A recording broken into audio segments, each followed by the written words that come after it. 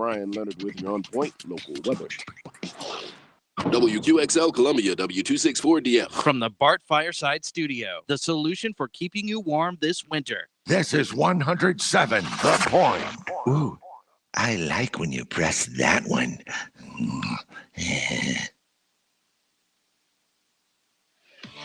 This is Sports Talk with Phil Kornblum, Chris Bergen, and Pat Daniel.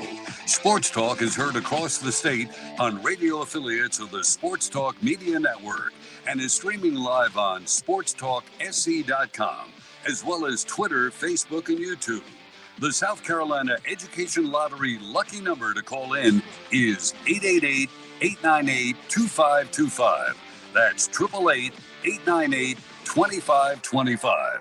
Now, here are Phil, Chris, and Pat with tonight's edition of Sports Talk. All right, good evening, everybody. Welcome into Sports Talk Media Network. It's the Monday after a busy weekend. Basketball, baseball, NASCAR, golf, everything on the table for you tonight. Our phone number is 888-898-2525. Phil Kornblum, Pat Daniel, here at our studios in downtown Columbia. Chris Bergen joining us from the beautiful Berge Palace in Sardis. So we've got a lot to unfold tonight, a lot of things to talk about. Love to hear from you. Again, the number, 888-898-2525. So I guess the most significant thing from over the weekend, as I see it for us, was Clemson laying an egg at Louisville. And now, Chris, a team that just a few weeks ago was number one in the ACC and looking good for a decent seed in the NCAA tournament. If you go by Joe Lunardi, and who doesn't, they're on the outside looking in right now. I mean, they're not even first four out. They're second four out, and maybe even deeper than that. His bracketology this morning had both Charleston and Clemson on the outside. He had Charleston, the number 70 team, so they're on the bubble. But he had Clemson more off the bubble than that. So, the question becomes here, can Clemson recover? Do they have enough good wins in them left in the regular season so that they don't have to make a deep run in the ACC tournament to get into the NCAA tournament? They're sort of playing themselves into a corner here.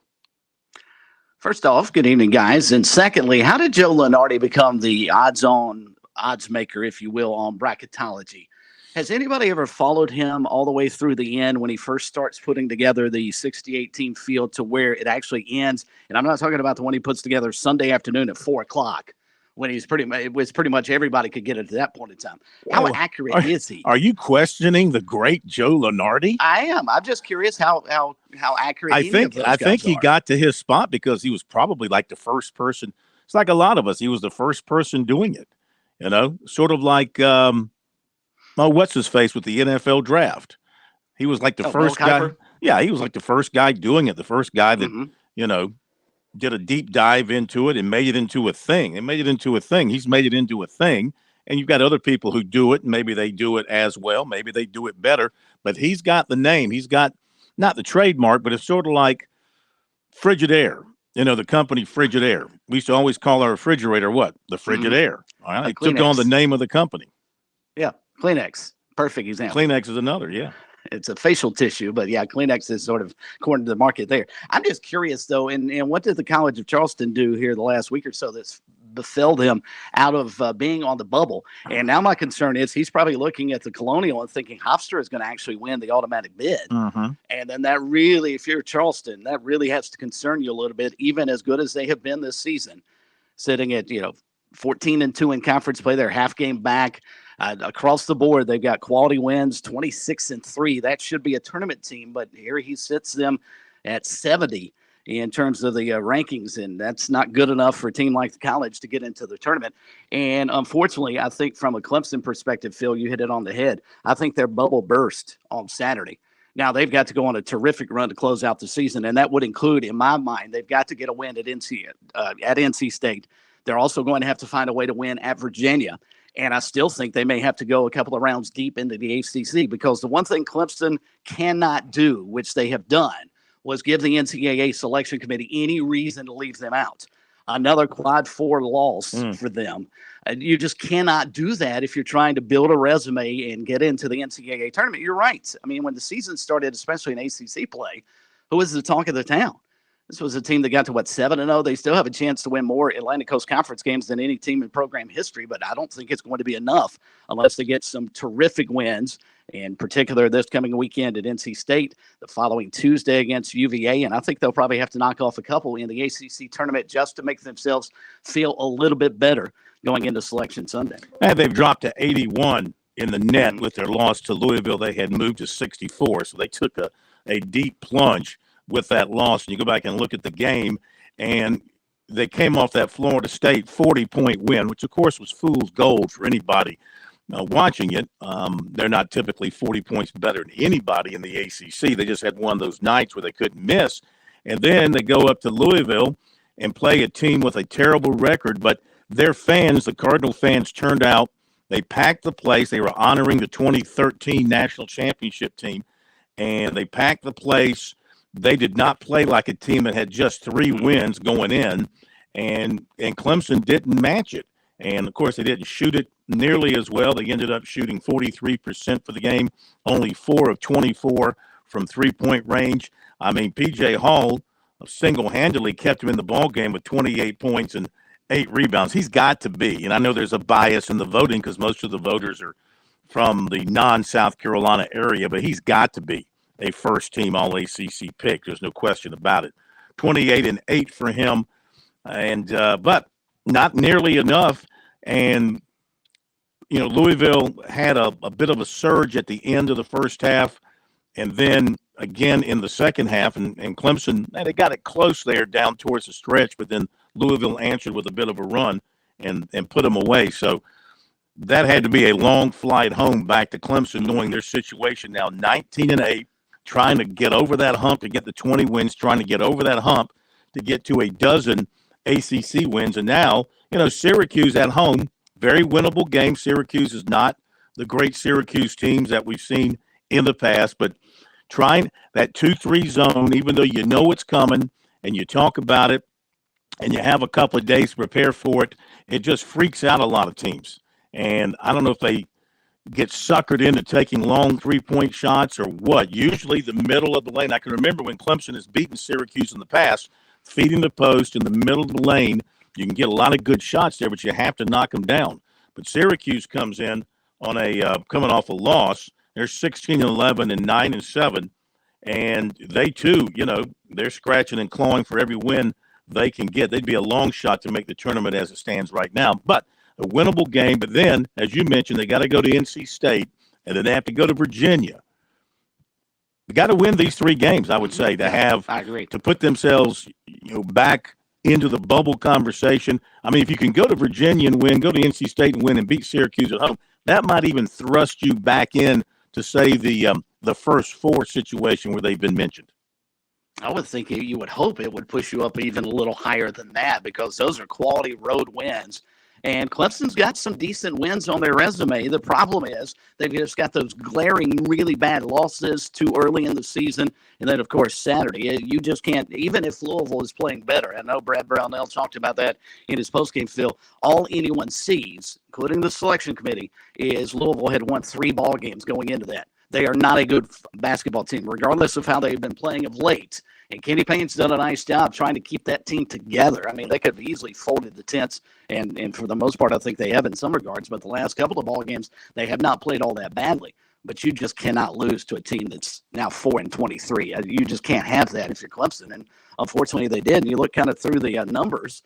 I mean, outside of maybe not shooting 50% from the field, they did most things right. They outscored them inside. P.J. Hall was terrific at 28 points. I will say this, the late game scenario in which Chauncey Wiggins got a jump shot, his only shot of the game off an inbound. That play left me, Brad, what are you doing? Yeah. That one didn't make a whole lot of sense. Now, it's possible, because we've all been around college kids enough, that was probably not the initial idea. Wiggins just ended up with the ball in his hand and thought, hey, I'll take the shot. But that's not a guy you want taking a shot late when the game is still in the balance. And unfortunately, Louisville came down. And, boy, you talk about a team that was able to convert at the free throw line. Good grief. 26 of 28 at the line. You want to see where Louisville won that game. It was at the foul line. Yeah, absolutely. You're right. That was a quick catch and shoot by Wiggins. And I don't know. It seems like it was a play that was set for him, the way he caught it and shot it without even looking at anything else to unfold in the play. I don't know. Maybe he lost his thinking and just and freaked out in the moment. We'll have to, when we get a chance to talk to Brad Brownell, well, it'll be kind of late. I was going to ask him that question after the game Saturday night, but unfortunately my equipment wasn't set up where he could hear the question. So anyway, water under the bridge now. Tough shot and a tough miss. So I'm looking at Jerry Palm's bracketology. He has Charleston in the East as a 12 seed facing Miami in the opening round. So and the Cougars are sitting there with 26 wins, 25 of those against Division I teams. They have a win against North Greenville. That doesn't count when it comes to your net ranking as against a Division II team. So they 26 wins overall, but 25 to count against Division I teams. Got them as a 12 seed. Their net ranking right now is in the 50s. They got the best in the state, I believe, at this point. Charleston is 52 in the net ranking, and they've got 2 more home games to wrap up the regular season. They have Towson, which will be a big game at home on Thursday, and then Stony Brook to wrap up the regular season. So, and Towson, they're 19-10, pretty good team in the CAA, but playing at home, Charleston's been exceptional at home all season long, 14-1. So I would say they should win these last 2 games, end up with 27, 28 wins, depending on how you want to look at it. But they've got to go to their tournament and win it because it's a 1-bid league. So, I mean, they got to do it all over again. Well, it's interesting, though, you compare Joe Lunardi, who has them out of the field, versus what Jerry Palm has inside the field and comfortably as a 12 seed for a team from the Colonial. That's as if Jerry Palm's thinking they're not even up for debate right now. They are solidly in the tournament. So that was sort of my point earlier, asking about Lunardi. How can 2 guys who cover the same sport, watch the same game, come up with those vastly different projections for the NCAA tournament? That's what's got to be maddening for coaches. Now, they'll tell you they don't pay attention to that stuff, but they obviously pay attention to that stuff because they know.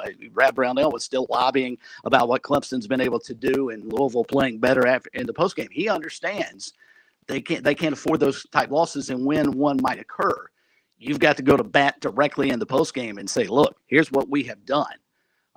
Let's look at that, maybe overlook some of the losses, but the NCAA selection committee is not going to do that, especially for a team like Clemson. Chris, a little more information here on the Cougars. A few things helping them right now is Kent State is a big win they had earlier in this season. Kent State is 22-5 overall and currently leading the MAC. Also, Virginia Tech is looked at as a quad 2 win. Virginia Tech, of course, at the time when Charleston beat them was really struggling, but Virginia Tech has started to show life, and with every win they have, that improves how College of Charleston looks in the eyes of Joe Lunardi and bracketologists out there. Also, College of Charleston is 16-0 against quad 4 teams. Again, we referenced Clemson, and that is really hurting them. The fact that they are 8-3, they have 3 horrible losses on there.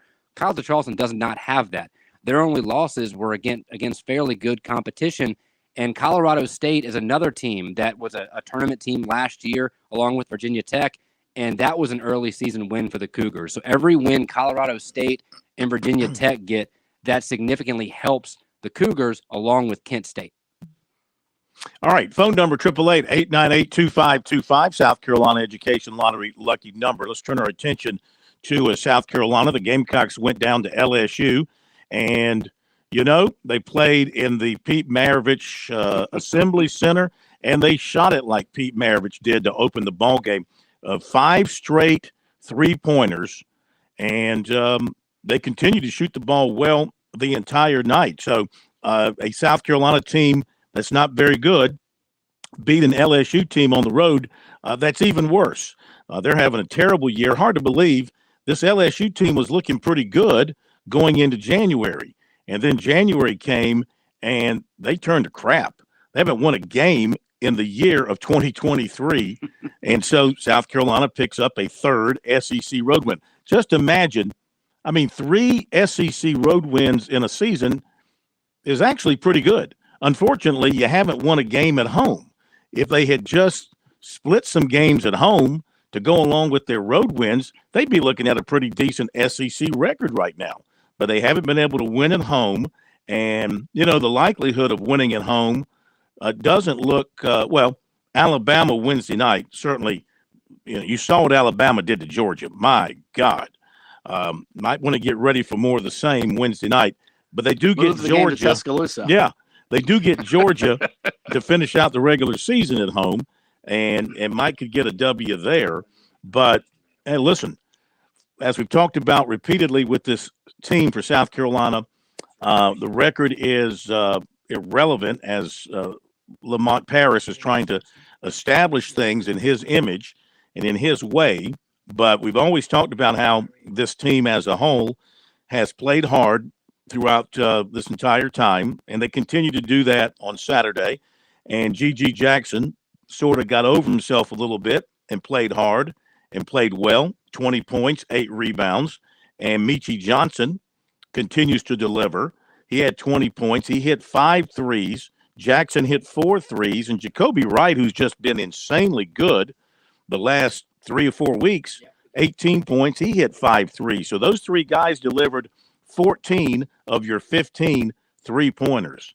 And, they just had a good game shooting the basketball. If you're making shots, they were 17 of 18 from the line. And they played pretty good defense.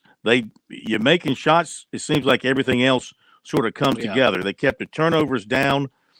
Even though they only turned LSU over 6 times, they turned it over 12 times, but it really didn't hurt them. They had 20 assists on their 25 baskets. That tells me the ball was moving and they were making the next pass and looking for the open man.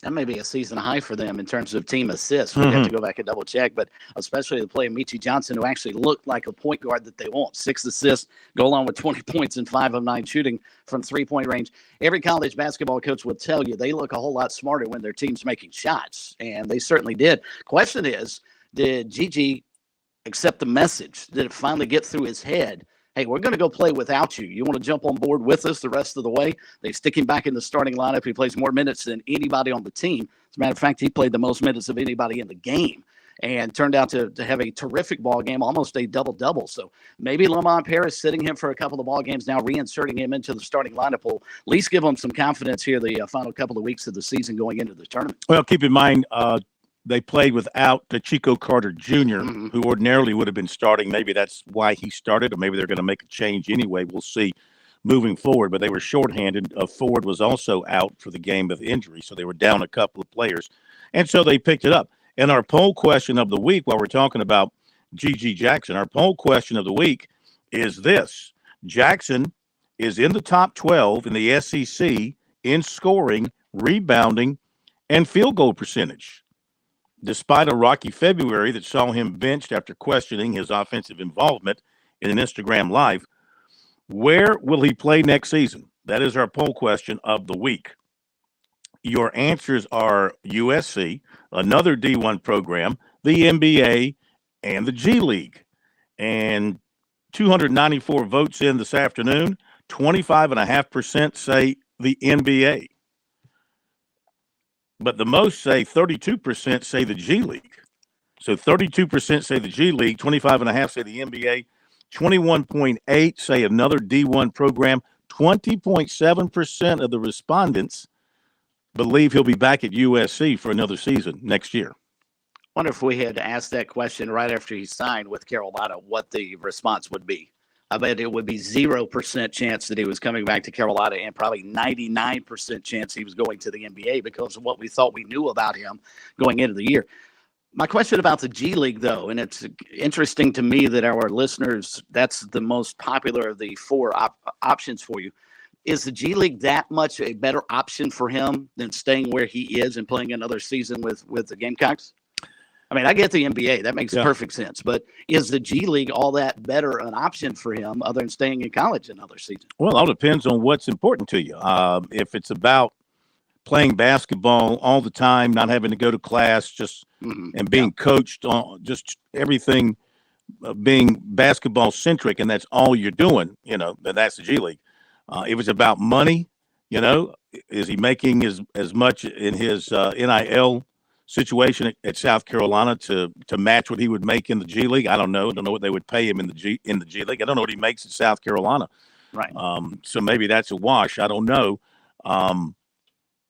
If he is still thinking about the NBA draft, it sounds like, is he a lottery pick? Do people still think he's a lottery pick? He played like a guy Saturday that could play his way into the lottery, maybe the latter part of the lottery picks. 6'9" guy, shooting the three, very athletic. These guys don't grow on trees, as you know.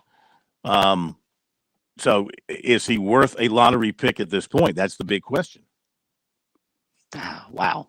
I don't know the answer to that, Phil. I don't know what NBA scouts look like. I'm pretty sure they don't really care how you assimilate within your team. I wouldn't think at the collegiate level. They're more concerned about how that athleticism, as you pointed out, would translate to the NBA game. I think with another season at the collegiate level or in the developmental league, with the weight room in particular, because if there is a knock probably on Gigi, and it's not his fault, he's 18 years old, but he doesn't have the body to be able to go 82 games against men in the NBA, but very few rookies do. So maybe that's his thinking, but you're right. I don't know what NBA scouts look like. There are a lot of things that he has that you can't coach. I know that. And top, first and foremost, is his ability to run up and down the floor, and also his ability to shoot the three. You look back to, and we've talked about him shooting the three maybe a little bit too much, but he is actually the lead, or second, I should say, third actually, behind both Michi Johnson and Jacoby Wright, I believe. Check that, as Chico Carter, with made threes for the Gamecocks. But for a guy his size to have hit nearly 50 this season, it's pretty impressive. Absolutely. He also got on the boards some Saturday, which, has not been his strength throughout the year. For the most part, I mentioned where he is in rebounding. He had maybe I shouldn't say for the entire season, but during this little time of turmoil that he went through, he really wasn't getting on the boards. He got on the boards pretty well against LSU. And by the way, with that win in the net ranking, the Gamecocks have climbed to 242, I believe is where I had them just a moment ago. Let's see. They are at 242. Yeah, Gamecocks are at 242. Could make a big jump if they beat Alabama. If they beat Alabama on Wednesday night, they'd make a big jump. I had a chance to go over and watch Coastal Carolina. You were there too. Watch Coastal Carolina on Saturday. Had a chance to win one, and took a three when they didn't need a three there in the last couple of seconds, and had to foul, and that was that. Tough loss for Cliff Ellis. It's been that kind of year. I know you were busy doing your post-game radio show, and I was talking to him right there on the floor for a few minutes, and he wants to coach another year. He said, I don't want to go out this way. He says, I got one more year left on my contract, and I'd like to coach another year. Personally, of course, I think they should give him another year. I don't know what Matt Hogue is thinking about. I don't know what kind of pressure, if any, he's under from people about the basketball program. But if anybody can fix it, I think Cliff Ellis can. But here's the sad part about it. If you look at it from his standpoint, Chris, and you've seen it all. I think each of the last 3 years, his best player after the season transferred somewhere else. Yep. He had one go to Michigan, had one go to South Carolina, had one go to, I think, BYU, wasn't it? Yeah, Rudy Williams off of last year's team, really good scorer, and actually is contributing big time for BYU. He and Ibrahima both transferring out this past offseason. And the curious thing is going to be what happens with this team, this roster, if Coach Ellis is retained and comes back next season. How many of the guys currently on the roster? They had to bring in 11 new faces, much like Lamont Paris had to do. You want to talk about mix and matching and trying to find guys in the lab just to be able to put a roster together. Coastal only had 3 guys returning from last season that are on this year's team, and you wonder how many of those will stick around. And Will Lakai's not going to be one of them because he was honored on Saturday as part of Senior Day. So it's down to Josh Aduje and also Isam Mustafa, who both have eligibility left. But the question is, do they want to spend it at Coastal, or do they want to go try their hand somewhere else, like several of their teammates have done the past couple of years? Well, I tell you what, you had to have some fast lips and some loose lips to call some of those names on the Coastal roster. I've gotten used to it over time. Wasn't that a good game, though? That was a if good you didn't game. care who won, Yeah. it was a really, really entertaining game. And Coastal's played so many of those this year. They just always seem to end up on the wrong side of the scoreboard. That little short guard was knocking down those big threes. What's his name? Abraham?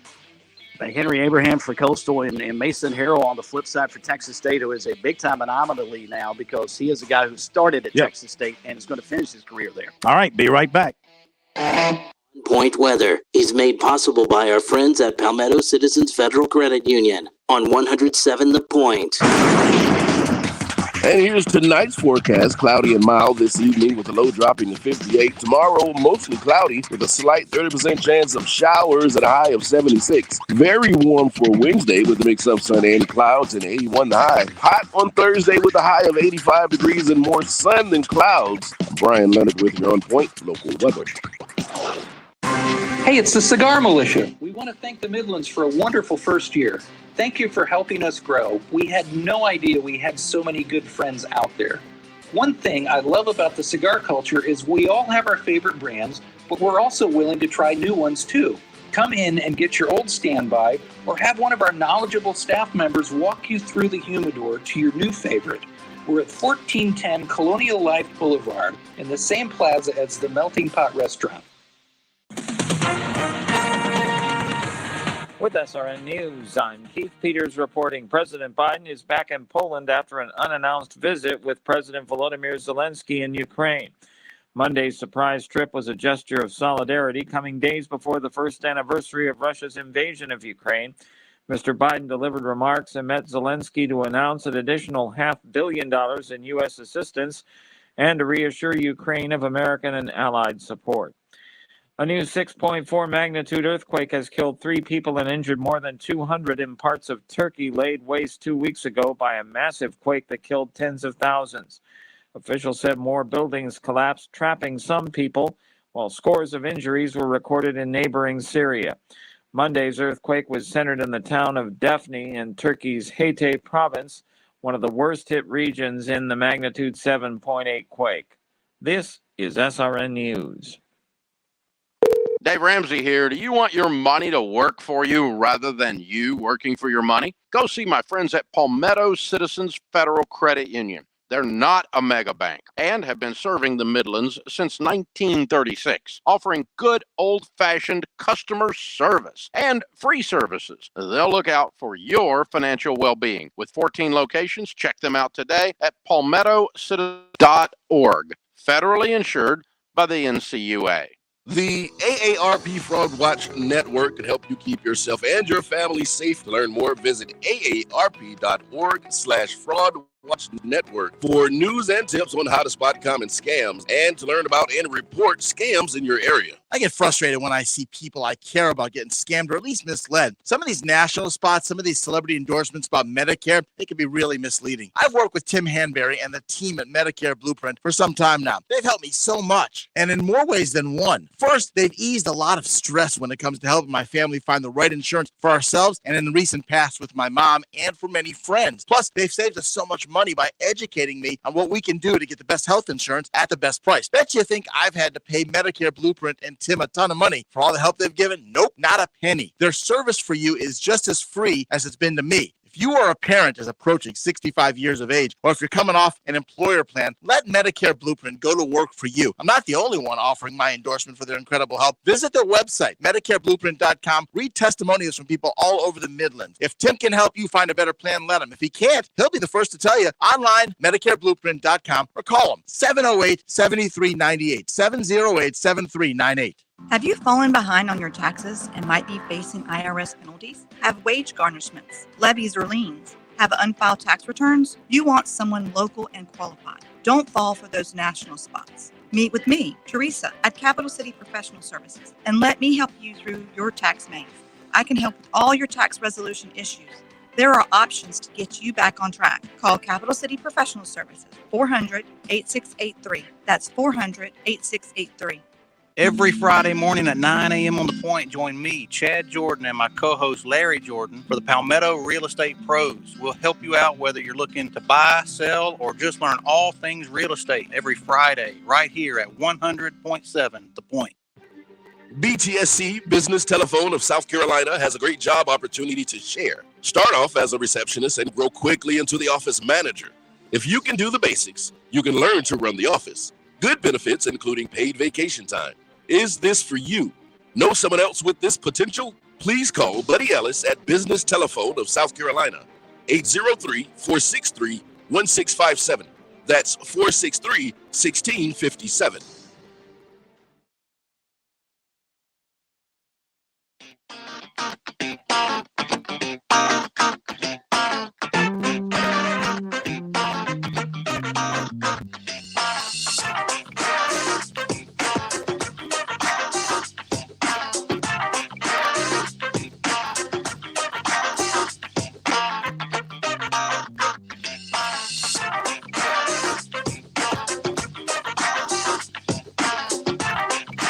We are back at Sports Talk on a Monday night. Good to have you with us. Phil Kornblut, Chris Bergen, and Pat Daniel. Our phone number, 888-898-2525. South Carolina Education Lottery lucky number since 2002.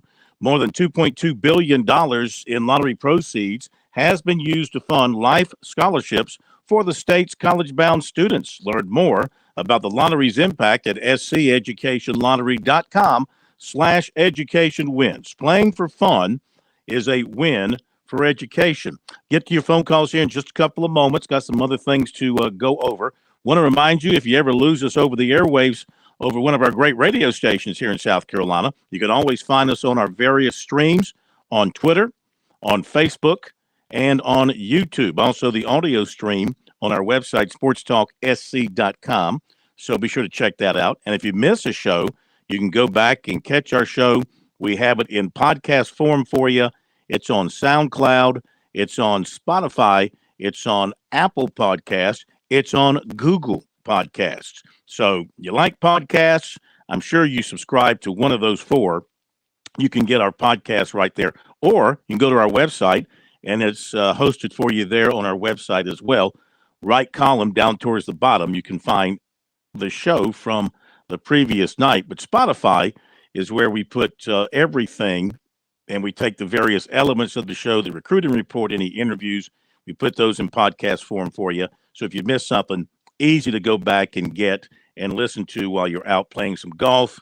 Nothing like having sports talk in your ear when you're standing over a 3-footer or just out for a jog or a walk or anything like that. So I want to remind you about that.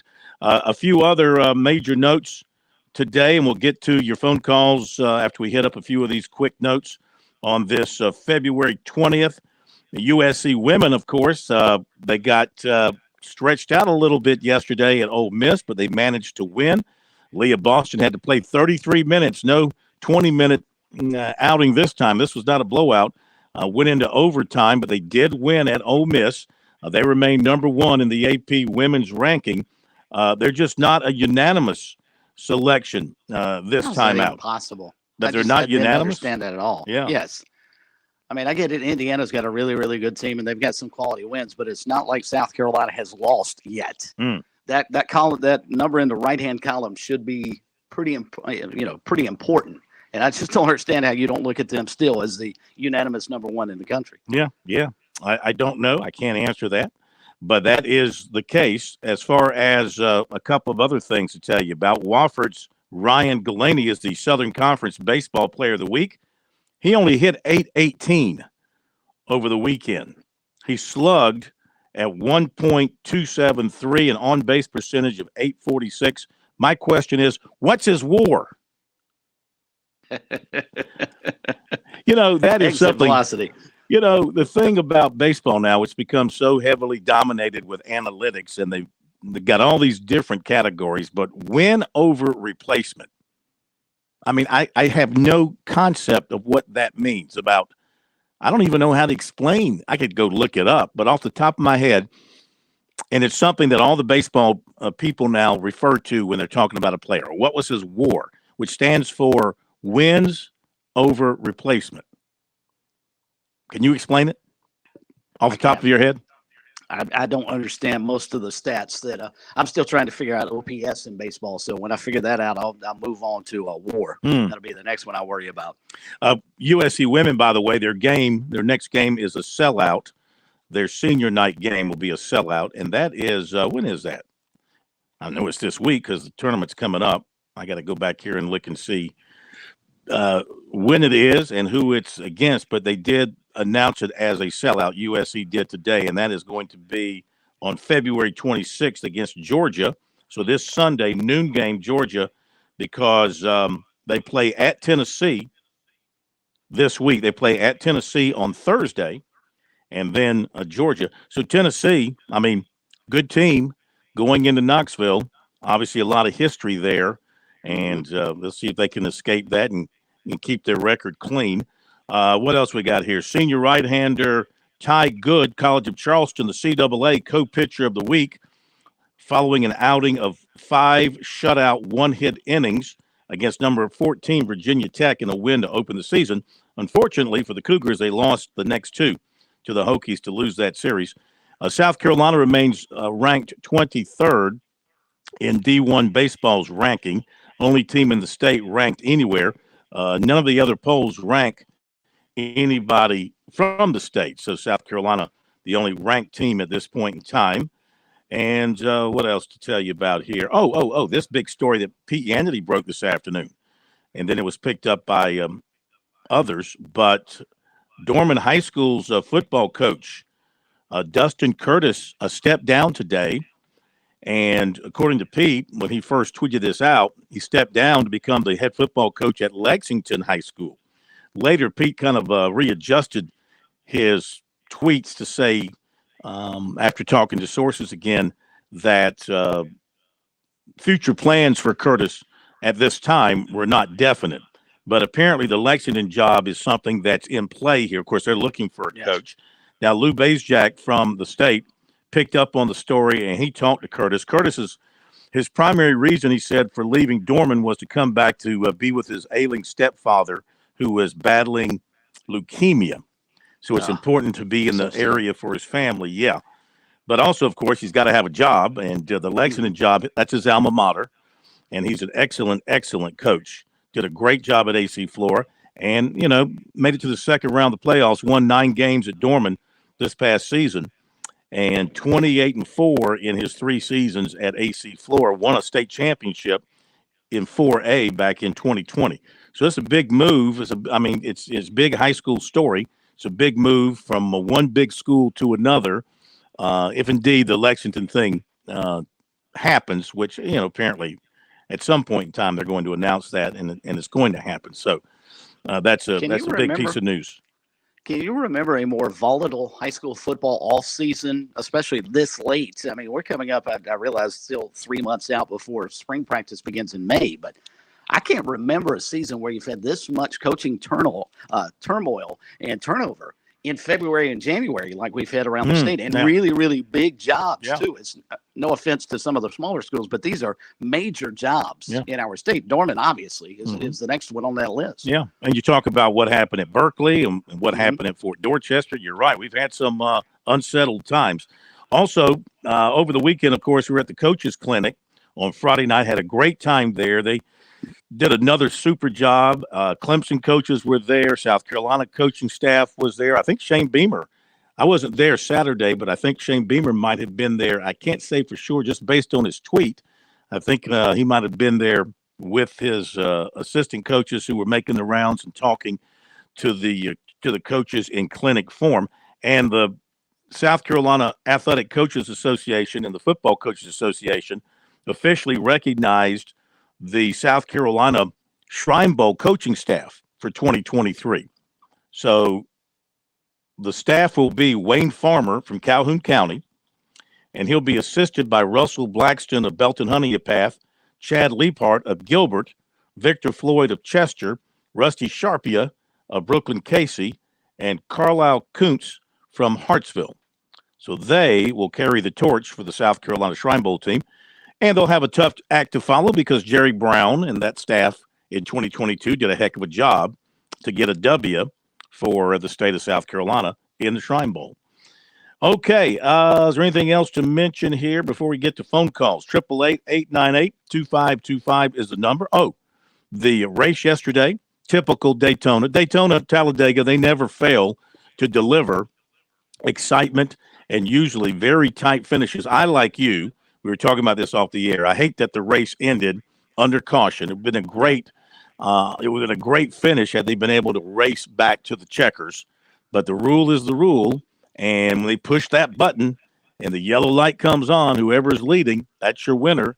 Stenhouse, had a little bit of that fender in front when the yellow came out on the last overtime lap there. But otherwise, it was a heck of a race, 53 different lead changes throughout the race, and a lot of drama, a lot of wrecking, of course. And it's amazing to me how the world's greatest stock car drivers can drive 495 miles, close together at 200 or 190 miles an hour plus and be okay. But when it comes down to those last 4 or 5 laps, man, they just can't hold it together.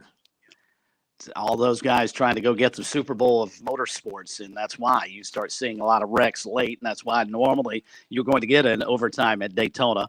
And I do like NASCAR going to that scenario as opposed to the race just ending under caution. I realized it did yesterday, but I wish they had been able to go back and finish that, because it would have been an interesting sprint to see if Joey Logano would have been able to nudge back ahead of Ricky Stenhouse before they crossed the start-finish line. Mhm. But otherwise, I thought it was especially the second and third stages.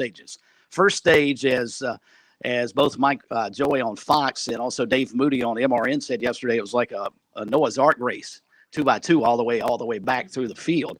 First stage wasn't all that entertaining, but boy, after they got to the second stage, they let their hair down a little bit, and it was an outstanding finish to that race. Yes, it was. And one more thing to mention, and then we'll get to phone calls after the break. So those of you holding, hang in there. We'll get to you. This story came out today from Sports Illustrated, and we got to talk about this.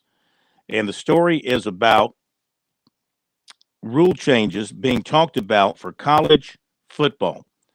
Rule changes that are being talked about to speed up the game, not in terms of what's on the field, but in terms of actual amount of time it takes to play a college football game. The two most dramatic recommendations or proposals that are being talked about. One would be after an incomplete pass, once the ball is spotted, the clock resumes. Currently after an incomplete pass, clock is dead. Mm-hmm. Now, after an incomplete pass, spot the ball, clock will start right away, except in the last 2 minutes. So that is one of the more controversial suggestions. And then the other one that is drawing a bit of controversy is the one where I got to find it here. Let's see. Well, here is one prohibiting consecutive timeouts, such as icing kickers. So you couldn't call consecutive timeouts. Then another one, no longer extending a first or third quarter for an untimed down. The quarter ends on a defensive penalty. The down would be clocked. Yeah, the down would be clocked starting the next quarter. Okay, those aren't considered to be too much of a problem to talk about. The other one I was looking for, the clock will continue to run after a first down, except inside of 2 minutes and a half. So right now in college football, you get a first down, the clock stops. In the NFL, the clock continues. Mm-hmm. Now in college, they're suggesting that when you get a first down, the clock would continue to run, except inside of 2 minutes. And then the more controversial fourth proposal, the clock continuing to run after an incomplete pass once the ball is spotted for play. And the idea here is to cut down. College football games run about 3 hours right now. 3? No, more than that, almost 4. But those those things aren't the problem.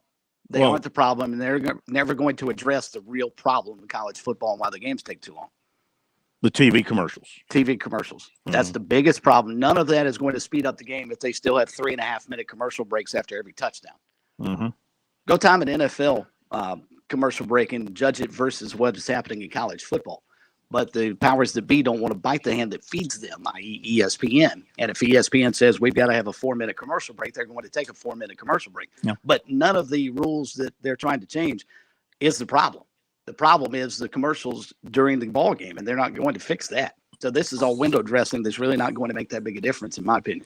College football conducted a field study last season to ascertain the impact of the proposed changes. A running clock after a first down would eliminate about 7 to 9 plays per game.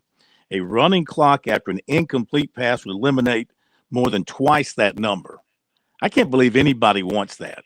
I mean, you're talking about eliminating about 25 plays per game. That's going to hurt you in comeback attempts.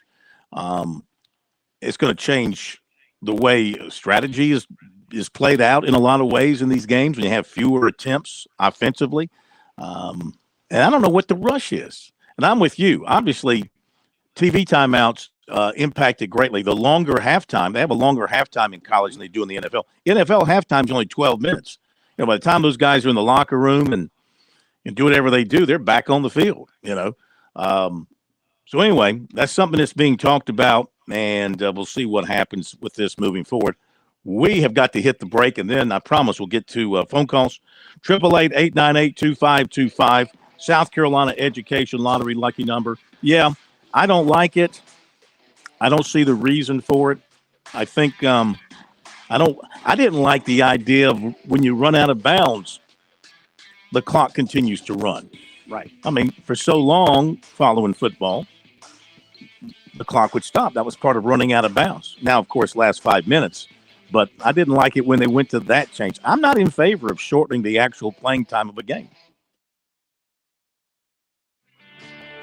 Major Downer here from the South Carolina Department of Natural Resources. Boating season is just around the corner. To make sure that your boat is ready, check your registration sticker and ensure it's current. Find your registration card, make sure your life jackets are in good shape, and check your fire extinguisher as well. For more information on boating or boat titling questions, visit dnr.sc.gov/boating.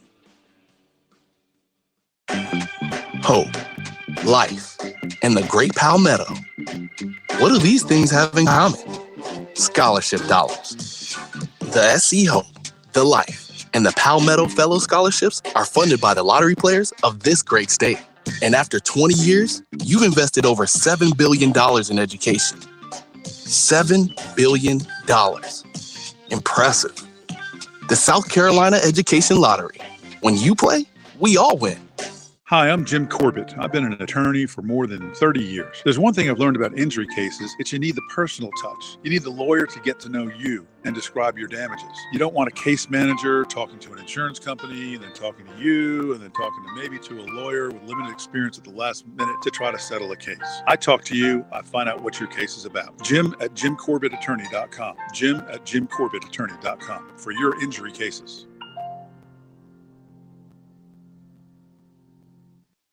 Founders Federal Credit Union knows your life is busy and your money is important. We are proud to offer local personalized services and convenient online services like Founders Online and the Founders app. You'll love being with us as much as we love serving you. Visit relaxjoinfounders.com or one of our 37 convenient locations to see if you qualify for membership with Founders. Relax, win with Founders. Terms and conditions apply. Founders Federal Credit Union is federally insured by NCUA.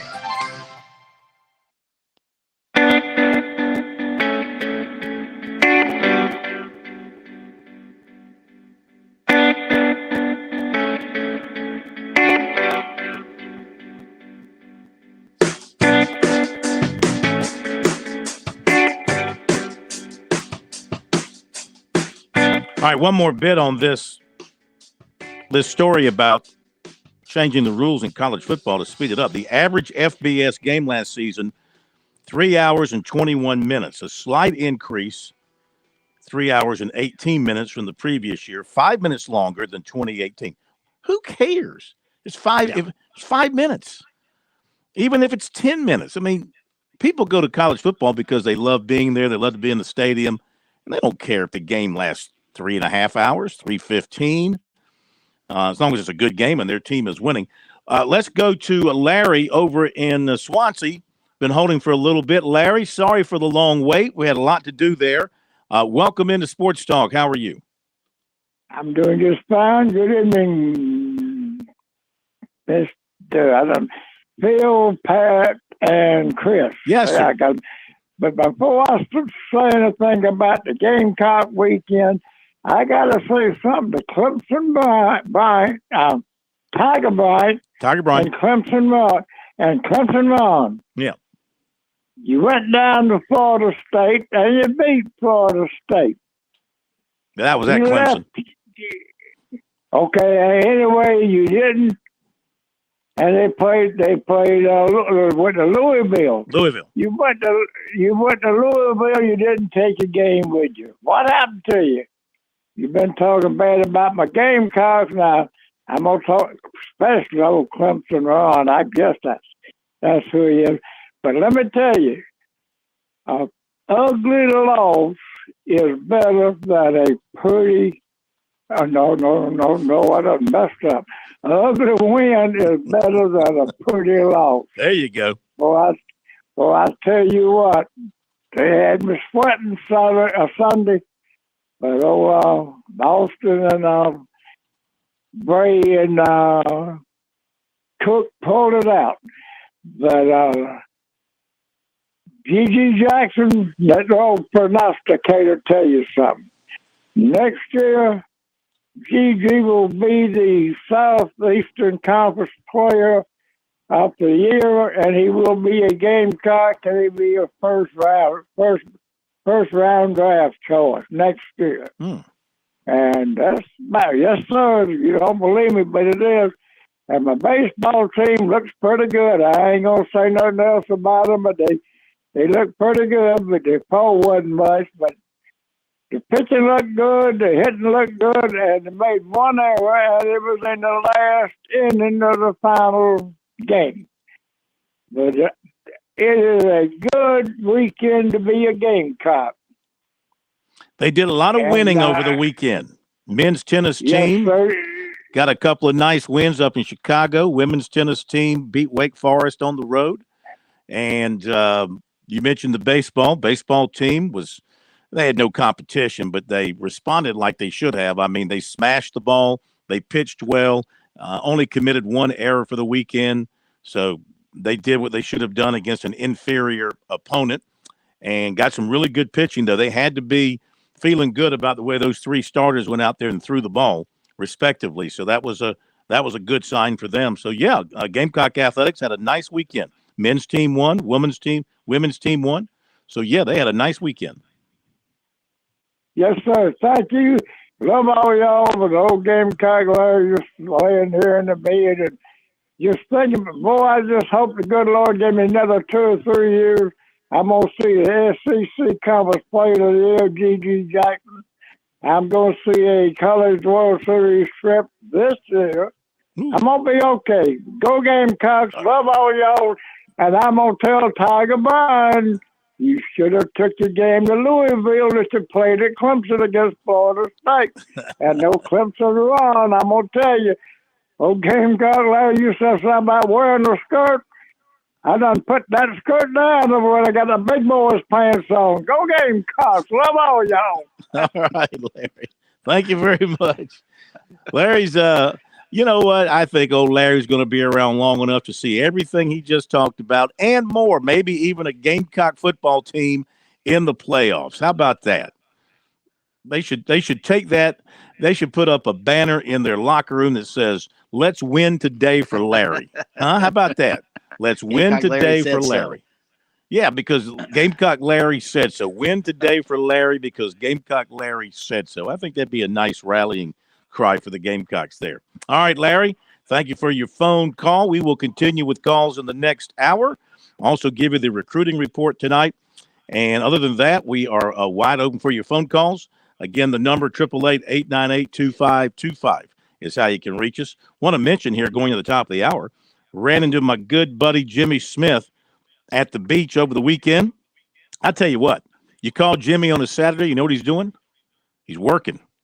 You call Jimmy on a Sunday, you know what he's doing? He's working.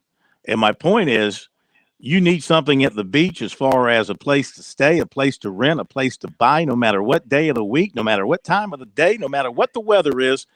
Jimmy Smith is like the postman. He will deliver for you. He'll meet you wherever you want to meet. He'll get you into whatever you want to get in to take a look at, and then he'll take it from there. So remember, when you're looking for the best at the beach as far as a vacation getaway or maybe buying some property, Paulie'sVacationRentals.com, James Smith Real Estate. 843-237-4246 for your perfect beach giveaway. That's Jimmy Smith, 843-237-4246. Top of the hour. We'll be back.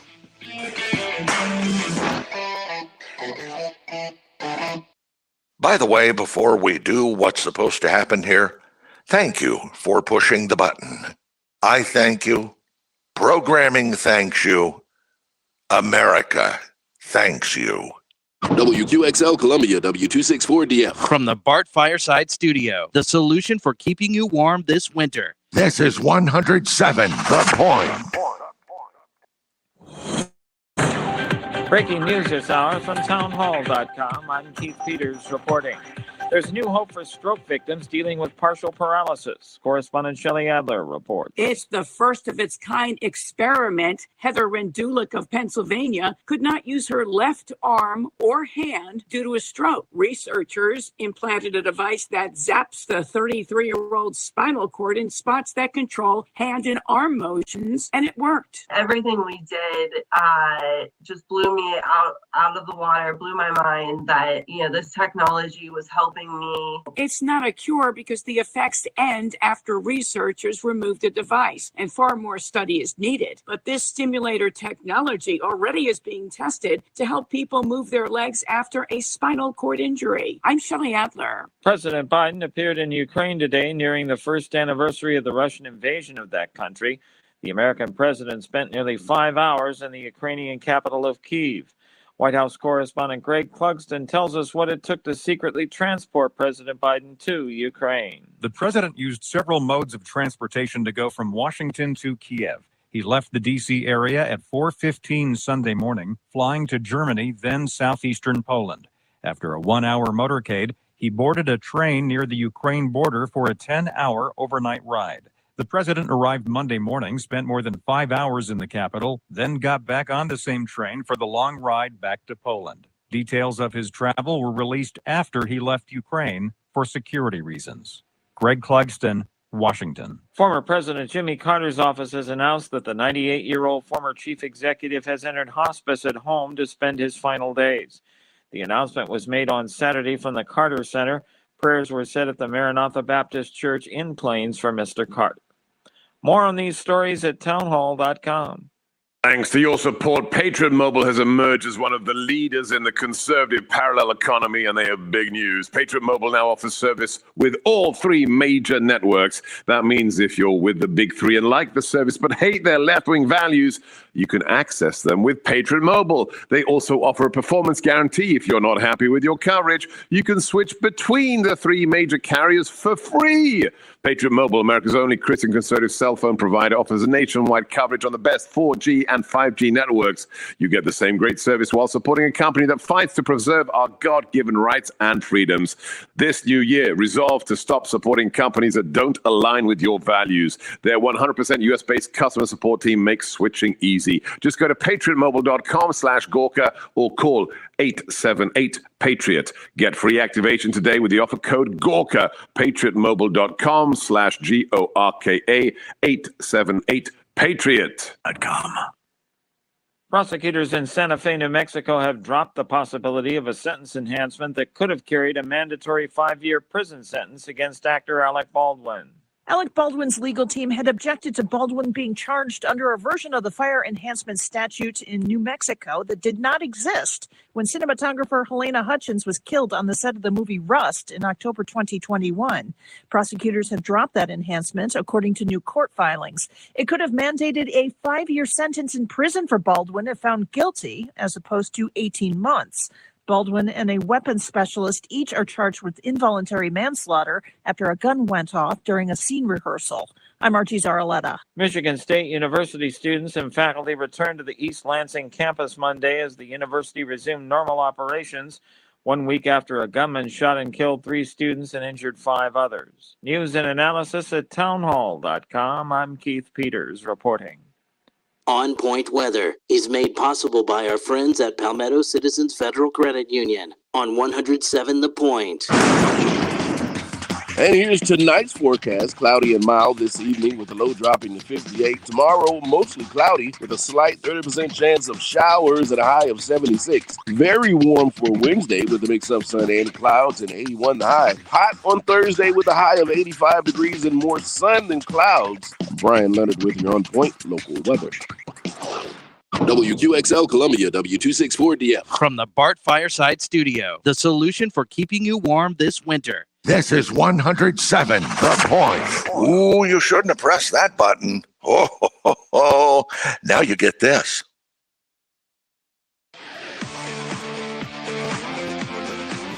Welcome back to Sports Talk on the Sports Talk Media Network.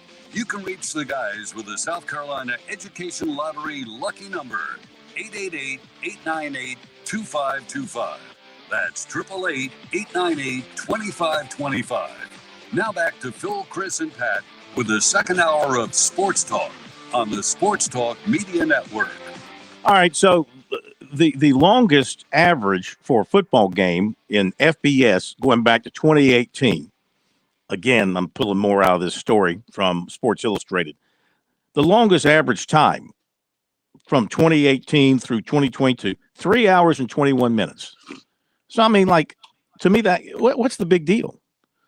So you want football games played in 2.5 hours, 2:45? I mean, what is the end game here? What are you trying to get to? What is wrong with a 3.5 hour football game? I see nothing wrong with it. I've sat through quick games. I've sat through long games. Now, where it gets to be a problem in sports. Phil. That's the problem. You're not 25 years old. They're trying to target a younger audience who has zero attention span.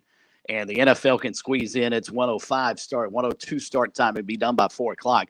That's what they're trying to do. They're trying to make college football turn into the NFL. And I don't understand why, in that regard, they want that. What's wrong with having 2 separate styles of play, 2 separate styles of game? That's what makes college football so great. And you talked about the halftime show being shorter in the NFL. They don't have to worry about marching bands. I hope they don't take that away from college football. That's part of the tradition. That's part of the pageantry of college football. Yeah. I mentioned the NFL has a 12-minute halftime. Yeah. I'm sorry if you're making your plans built around the desires of the 20 to 30-year age group, then you're making a big mistake when it comes to sports. Because my take on that crowd is they're not really into sports for the sporting side of it. They're into it for the socializing and the gambling and everything else. I think maybe third on their list is how the team did. That's my take. If you're making your plans built around that, then you're going to make some major mistakes and kill your sport probably. Everything is going to be like, the XFL here pretty soon. Pat was telling me about the XFL game. I glanced at it the other night, but some of the new rules, some of the rules that they're playing with, like a 3-point conversion from the 10-yard line. You can kick it for 1, go from the 3 for 2, or from the 10 for 3. And of course, that's the XFL. They're going to do some strange things to try to create as much interest as they can. So I just, if that's what you're programming towards, I think you're going to, is it going to kill the sport if you try to shorten it by a half hour or so? No, it's not going to kill it, but it's not going. I don't see where it makes it any better to try to rush through a football game. Just like, I love a 2.5 hour baseball game, but I have no problem with a baseball game that's 3+ hours, a 9-inning baseball game that runs 3+ hours. Now, when baseball drags on 13, 14 innings, when you don't have the ghost runner and all that in play, that can be a bit tiresome. But a 3.5 hour baseball game, that's fine. We've gotten to where everything's got to be so condensed. We're in this microwave mentality once again. And I don't understand the problem here. To me, there's no problem with football. It's like people messing with college basketball all the time. There's no problem with college basketball. But you keep trying to invent problems to come up with new rules for it. I just don't understand it. But who knows who's pulling the strings? Maybe it's television. Maybe it's the commissioners. Maybe it's some other power brokers. I don't know, but I don't see a problem here, and why you are creating the atmosphere of a problem. When the longest average over the last 5 years, the longest average game time is 3 hours and 21 minutes. Well, the funny part is TV may be steering this ship. It's like a bank robber being upset that he went to prison after robbing a bank. You created this problem. Mhm. If you want to fix college football, cut the commercial breaks down. There's your solution. They'll never go that route. They figure it's the problem with the game, which it is hardly the problem with the game. Well, here's something else we haven't talked about that extends games too, and that is the replay stoppages. Mm-hmm. According to this story, FBS games have about 2.3 replay stoppages per game, and that figure continues to rise and has officials considering a coach's challenge system, something that seems likely in the future. Television commercials don't impact game time significantly, this story says. From 2018 to 2020, games not televised finished only about 2 minutes sooner than those televised. And guys, this is another thing. You referenced the XFL, and I would like to bring that up again if I may. And look, the actual football this weekend, for anybody out there who watched, left something to be desired. It wasn't the best football. It got progressively better, but there was clear rust on a lot of these guys who aren't playing every weekend like the NFL guys. But the rules were what was enticing to me, because you talk about how we seem to be wanting to make up problems and fix non-existent issues. Well, what about issues that we do know about? We do complain about. We complain about extra points, 2-point conversions. All right, well, now you have 3 options after a touchdown. You can go for 1, you can go for 2, you can go for 3. We've complained about injuries, in particular concussions on kickoffs, and that being, quote unquote, the most dangerous play in football. Well, I thought 2 ideas the XFL has come up with were spectacular, and now the NFL, I read this morning, is already considering one of them, and that's in lieu of an onside kick, a team has the opportunity to go for a 4th and 15 from their own 25-yard line. They get one play. If they convert it, they now get to retain possession at their own 40-yard line, or if they made it further downfield, and they now have a chance to go down and score. And we saw a team do that over the weekend, led by former Alabama quarterback A.J. McCarron. They got a touchdown, 3-point conversion, then completed a 4th and 15 and retained possession again, went down, scored the ball. They scored 15 points in the last 90 seconds of the game. We also talk about injuries on kickoffs, and because of the team kicking off essentially has 40 yards to gain momentum, and they're running full speed against a receiving team that is kind of standstill. Well, now the 2 teams line up 5 yards apart from each other, and I think it was about the 35-yard line on the side of the field where the ball is being kicked. The teams are not allowed to move until the receiving team catches the football. Once they do, the 2 teams then run. Well, now there's no momentum being built up, and it's more like a regular play from scrimmage. And I thought that was really enticing. A lot of fans seem to like that. And let's go back to the original iteration of the XFL.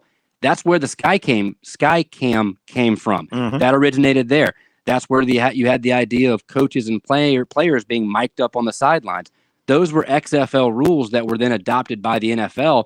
And it just seems like, for however you feel about the XFL, at least they're experimenting with rule tweaks that people, coaches, players alike, all actually complain about. These are not manufactured problems. These are proven problems, and they're offering solutions. Yeah, they're being very creative because they've been given carte blanche to do whatever they want to do, working with television. Remember, the cameras were on the field. The cameras were in the huddles. The cameras are right behind the quarterbacks. They were just trying to bring the fan right into the game there, and some of those ideas. Of course, the XFL died once, twice. Twice, and they brought it back, and they're doing all kind of funny things with it, and some of it is interesting. The idea of not having the onside kick, but having that one play for, what was it? Did you say? You can still do an onside kick. Right. Now you have the option. You can do a standard onside kick, or you get the ball at your own 25-yard line, and you have one play. It's a 4th and 15 play. So you have to make it to at least the 40-yard line. If you do so, you then retain possession and continue on down the field. and they came up with that yardage, I think, based on where kickoffs are, and that would be about where you would get the ball if you successfully made an onside kick. And one more thing to add, sorry to interrupt, but you mentioned replays and how that adds extra time. Well, the XFL also has streamlined that, where they immediately go to one person who's watching all these cameras, and you actually are in the room with the replay official. So essentially you get to look under the hood and you hear them saying, all right, I want to look at that. I want to zoom in. Okay, I see this angle. Well, now let's sync it up with this reverse angle. Okay, the ball clearly touched the ground. Boom, incomplete pass. And they do it all in under 60 seconds. It was incredibly quick, but also it was nice from a fan's perspective, getting to look under the hood and actually see what goes on during those replays. All right. Phone number 888-898-2525. South Carolina Education Lottery lucky number here on Sports Talk. Let's go to, his ears must have been burning. Let's go to Tiger Bryan in Lancaster. Tiger Bryan, welcome into Sports Talk. How are you, sir? I'm doing great, guys. I enjoy the show. I love this guy, Gamecock Larry. Gamecock Larry. I hope he stays around a long time so he'll eat some of that crow he's been eating all these years. But other than that, but I still love him. Hey, he loves his Gamecocks like I love my Tigers. Corn. This is true. I got to respect the man for that. Yes, this is true. I got to respect Gamecock Larry. I do. And I hope you're around a long time, buddy. But, you talking about this college stuff. I wonder when they going to have commercials with the NIL players during the game at halftime or, you know what I mean? Oh, yeah. I mean, like you said a lot of times, that transfer portal, toilet bowl, Portal John. Transfer Portal John. Yeah. They have run college, well, they hadn't run it yet, but they on the way.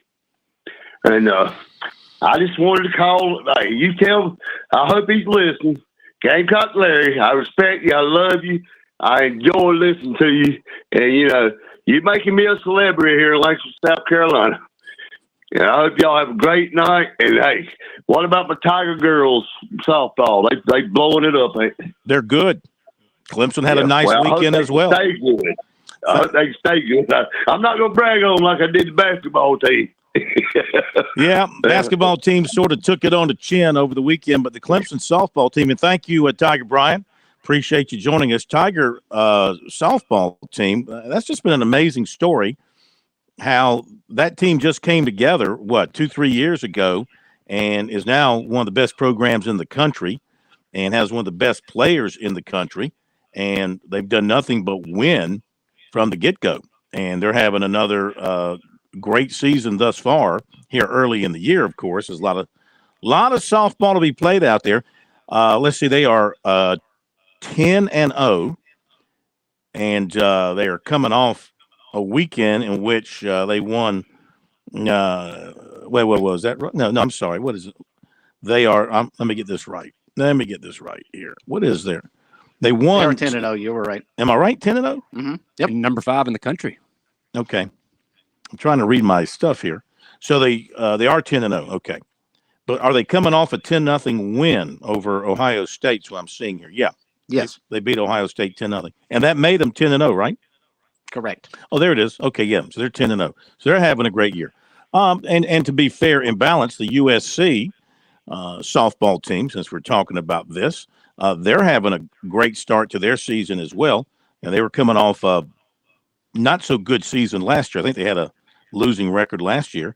They are 8-1, and they've won 8 in a row. They lost their opener. They've won 8 in a row, and so they're sitting there at 8-1. So softball is really good in our state here so far. What did I hear? What did I read? What did I hear? Somebody is donating. Let's see. What did I read? Somebody's donating a bunch of money somewhere to be dedicated to women's athletics.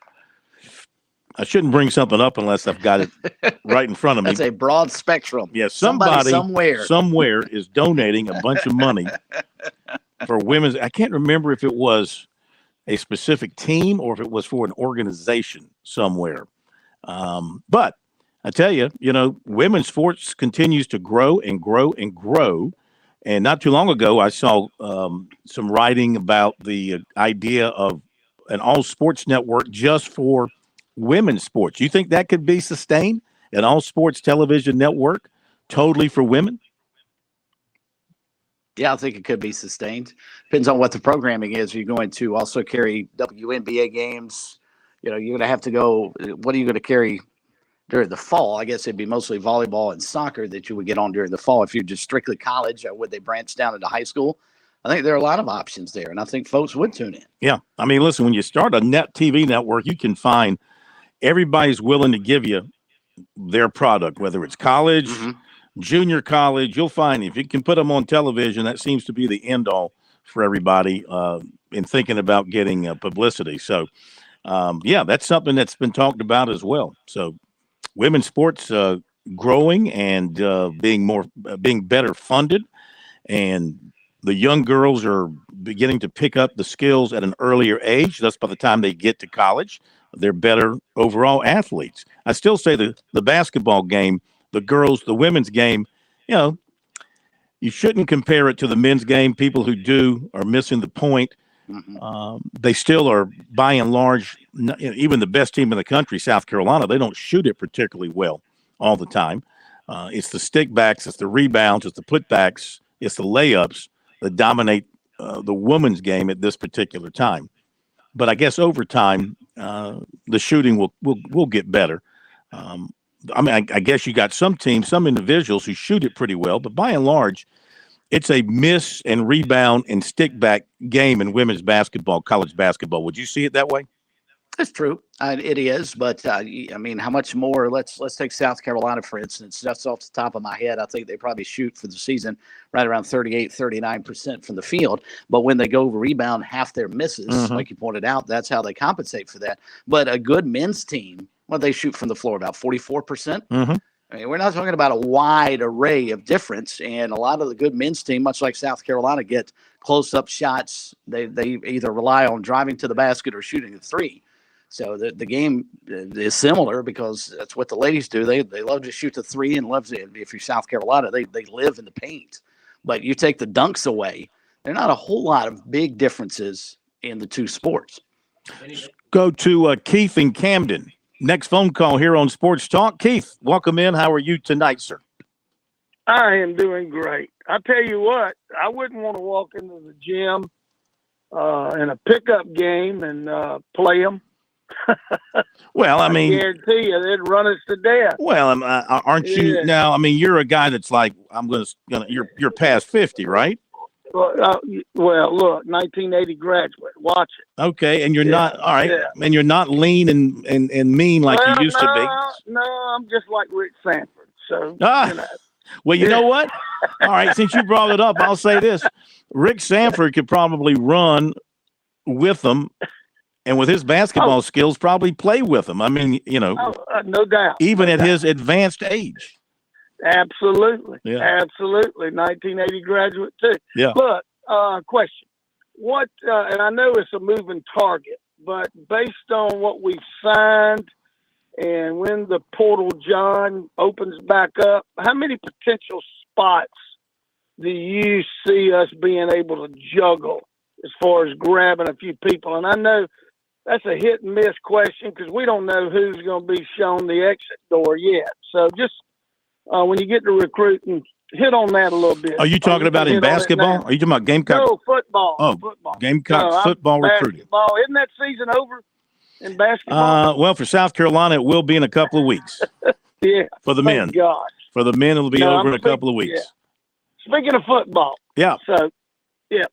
I'll hang up and listen, and you guys have a great evening, and it's always a great show every night. Well, thank you. I'll answer the question now as best I can, and you pretty much answered it yourself. I mean, they've got 30 some odd newcomers already.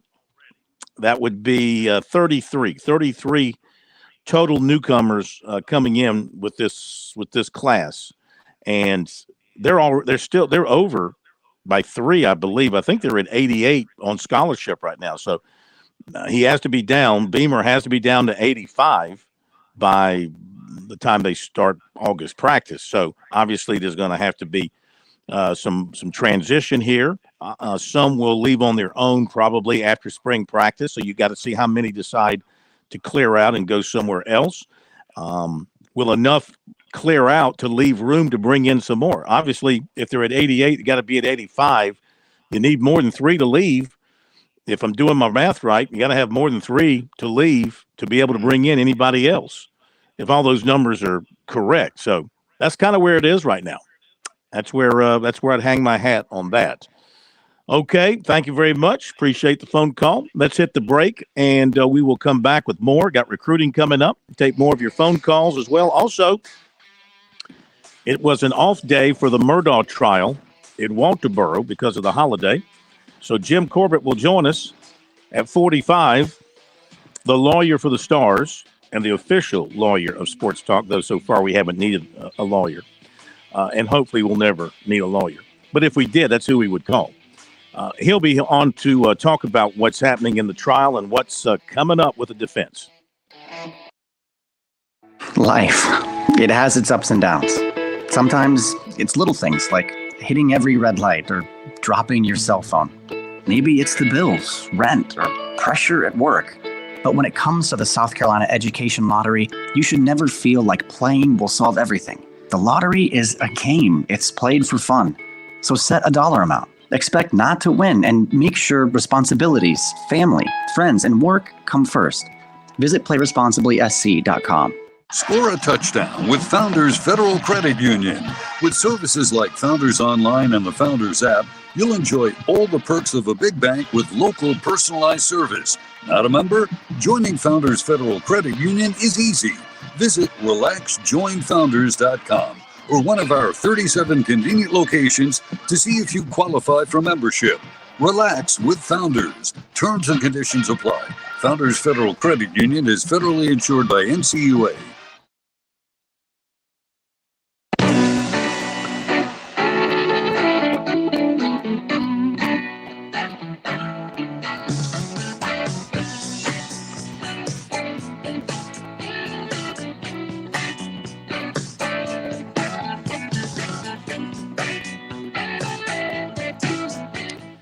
So I was home last night after getting back from the beach and just sort of chilling and catching up on some things, and did not watch the NBA All-Star game because I just don't want to waste my time. Because I mean, it's that's awful. 2.5 hours of my life that I'd never get back, even though 2 of my studs were the studdiest of the studs out there. But my God, what they've made such a shambles of that game. Thank goodness, for the most part, Major League Baseball is maintaining the sanctity of its All-Star game to this point in time. And we can talk about that in the next half hour. But what I want to mention was, so I'm flipping through the channels. I stop on A&E, and they were running a series of shows on wrestling and the history of the WCW and WWE and the NWO. And I'm not the biggest wrestling fan in the world, but I recognize some of the names and some of the people. And the background stories about all of this history of those two organizations is incredible. And some of the inside stories about some of the greatest wrestling events of all time. It's amazing, the background and how all this was put together. And for those of you who are wrestling fans, I mean, you know what the thing is all about and how it operates. And I came away with a whole new level of respect for professional wrestling as a business, and the organizations and the involvement of Ted Turner when they took over WWE. No, they took over WCW, I think it was, and it went back and forth. Vince McMahon eventually bought it, but the showmanship and the acting ability and the star quality of these individuals was off the chart. That's what amazed me. Just listening to Hulk Hogan, for example, talking about how he went from being a good guy to a bad guy at that time of his career when he joined the NWO. You know what I'm talking about? I do. Yeah. And how tough a decision that was for him. And that night when he made the appearance for the first time with the NWO. And they didn't know he was going to come out. And all of a sudden he comes out. And all the different big bouts that they or big matches that they had over the years. It's on A&E if you want to ever watch it. And, man, it was tremendous, especially for an outsider like me who didn't know much about wrestling. I'm not going to sit here and try and be a wrestling aficionado. I used to enjoy watching. We would often, when I was my roommate and I, we'd often pay for the pay-per-views many moons ago. And if you go in there accepting it for what it is, it's a male soap opera. I mean, let's be frank. That's exactly what it is. But to criticize them any further is unfair because they are as athletic as any other sport we watch. We just know going in that the outcome's already predetermined. Outside of that, I understand why you can get sucked into wrestling, and I see why it's lasted as long as it has. But a lot of people don't know it's predetermined. That's why they love it. And we'll be right back. Weather is made possible by our friends at Palmetto Citizens Federal Credit Union on 107 The Point. And here's tonight's forecast. Cloudy and mild this evening with a low dropping to 58. Tomorrow, mostly cloudy with a slight 30% chance of showers at a high of 76. Very warm for Wednesday with a mix of sun and clouds and 81 the high. Hot on Thursday with a high of 85 degrees and more sun than clouds. Brian Leonard with your On Point local weather. Parents ask, what's the best way to save for college? I'm State Treasurer Curtis Loftus, and my answer is always open a Future Scholar 529 college savings account. It's easy. You can get started online with any amount. It's flexible to adapt to your child's college dreams. And you can deduct 100% of your contributions from the South Carolina state tax return. So what are you waiting for? Go to futurescholar.com and see why it's the smart, easy way to save for college. futurescholar.com. With SRN News, I'm Keith Peters reporting last year saw a record number of guns intercepted at airport checkpoints across the country. The numbers have been steadily climbing and hit 6,542. The Transportation Safety Administration head says this is a reflection of what's going on in society, and there are more people carrying firearms. Experts don't think it's an epidemic of would-be hijackers.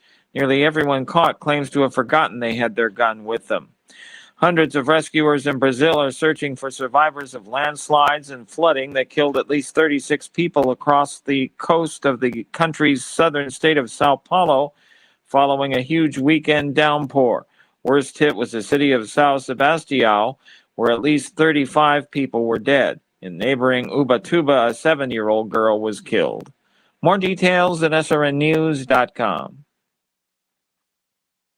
Shooter's Choice is calling all hunters. Spring's fast approaching. You need to get ready for that spring hunt fever. Supplies will be hit or miss. There's no place better than Shooter's Choice on Sunset Boulevard, West Columbia. Shooter's Choice will help you get stocked up on all that specialty hunting gear and the ammo you'll need. At Shooter's Choice, they stock Benelli, Beretta, Savage, Franke, Browning, Weatherby, Stoger, TriStar, and even Winchester shotguns. Plus specialty hunting shells. They're coming in every day, and yes, the demand is still extremely high, so it goes fast. A very good reason to be shopping early. There's an experienced crew, second to none, to help you make the right selections. Spend your hunting dollars wisely. Shotguns, red dot sights, specialty ammo in stock right now. Check out all the new firearm accessories, even the selection of Champion gun safes. Ask about which new thermal optics and firearm silencers to use for a successful coyote and wild hog hunt. If you don't have time right now to visit, go online to shooterschoicesc.com. Have your accessories shipped right to the front door. On Sunset Boulevard, make it your first choice. Your best choice. Make it Shooter's Choice. Getting involved in your community is easier than you think. If you can click, you can help. If you can share a status, you can lend a hand. If you can log on, you can give back. Because when you volunteer virtually with AARP, you can help your community without even leaving home. AARP has all kinds of opportunities to get you started and will provide the support you need to make it easy and fun. Your community needs volunteers like you. Get involved at aarp.org/volunteer here. The pipes burst, you're getting the repairs done. Now it's time for your flooring. This is where the flooring department shines. We don't have a huge multi-million-dollar showroom, but we all buy from the same manufacturers. So why pay more? We're locally owned and have 30 years experience in the flooring industry, and we stand by our work. Get tremendous customer service and great pricing with the flooring department, 951-3567, or online at theflooringdepartment.com. That's 951-3567 or 951-FLOR, the flooring department. Hi, honey. How was your first day back at work? Well, that slip and fall sure did cause me some pain and discomfort. This swollen ankle is no fun. Thanks to True Pharmacy, the day wasn't a complete waste. I'm so glad they were able to get you all set up with your ACE bandage wrap and even a set of crutches. Yes, who knew you could rent your crutches from True Pharmacy? And they even have wheelchairs to rent and sell. That's good information to know in case we ever need it for our parents as they get older. I'm so glad we found True Pharmacy. True Pharmacy, 2 locations, West Columbia and Divine Street. Hey, it's the Cigar Militia. We want to thank the Midlands for a wonderful first year.